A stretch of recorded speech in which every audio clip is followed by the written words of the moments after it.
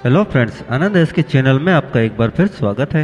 आज हम आपको बताएंगे आप जीवन में कितनी तरक्की करेंगे ये आपकी माथे की 7 रेखाएं आपको बता सकती हैं। दोस्तों, क्या आपने व्यक्ति के चेहरे मोहरे देखकर उसे पढ़कर व्यक्तित्व बताने वाली विद्या सामुद्रिक शास्त्र के बारे में कभी सुना है? यह हिंदू शास्त्र की विख्यात विधा है जिसमें न केवल भारतीय स्तर बल्कि विदेशों में भी उत्तम माना गया है। इस विद्या के प्रयोग से अंतर्राष्ट्रीय शोधकर्ता भी अपने विभिन्न रिसर्च को एक अलग ही मुकाम पर ले जाने में सफल होते हैं। सामुद्रिक शास्त्र में केवल शारीरिक अंगों को आधार मानते हुए ही व्यक्ति के चरित्र और सोच की जानकारी दी जाती है। इसके अलावा उसके देखने का तरीका, उसकी आवाज, बोलने का तरीका, चलने या उठने बैठने का तरीका, ऐसी कई चीजें हैं जिन्हें आधार बनाकर चरित्र की खूबियां बताई जाती हैं। दोस्तों, आज इसी क्रम में हम आगे बढ़ते हुए आपको माथे की लकीरों के बारे में कुछ बताने जा रहे हैं। कुछ ज्योतिषी माथे की लकीरों को देखकर भविष्य तक बता देते हैं, लेकिन आज हम आपको माथे की विशेष 7 लकीरों के बारे में कुछ खास बताने जा रहे हैं। माथे पर कई प्रकार की लकीरें होती हैं। दोस्तों, माथे में 7 प्रकार की रेखाओं के बारे में हम आपको विस्तृत जानकारी देते हैं। माथे पर बुध रेखा, शुक्र रेखा, मंगल रेखा, शनि रेखा, गुरु रेखा, चंद्र रेखा और अंतिम है सूर्य रेखा। आईब्रोज के ठीक बीचों बीच बनती हैं ये रेखाएं। बुध रेखा व्यक्ति के तेज दिमाग की ओर इशारा करती है। जिस व्यक्ति की यह बुध रेखा भौहों के बीच के स्थान से लेती हुई दोनों ओर कानों तक जाती है, वह बेहद बुद्धिमान, धन के मामले में भी धुआंधार होते हैं। ये लोग कभी अपना आर्थिक नुकसान नहीं होने देते। इसके बाद आती शुक्र रेखा। दोस्तों, यह रेखा कई बार माथे के ठीक बीचों बीच होती है। जिन लोगों की यह रेखा स्पष्ट दिखाई देती है वे दुनिया घूमने फिरने के शौकीन होते हैं। ये लोग काफी भाग्यशाली भी होते हैं।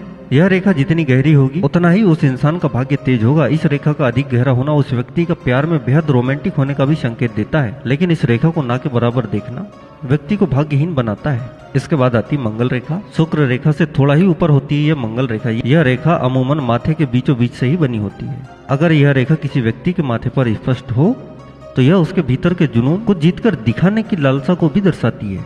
इसके बाद आती है मंगल रेखा। स्वभाव की बात करें तो गहरी मंगल रेखा वाले लोग दिल के बुरे नहीं होते, लेकिन इनका गुस्सा तौबा तौबा, बचकर ही रहे इनसे।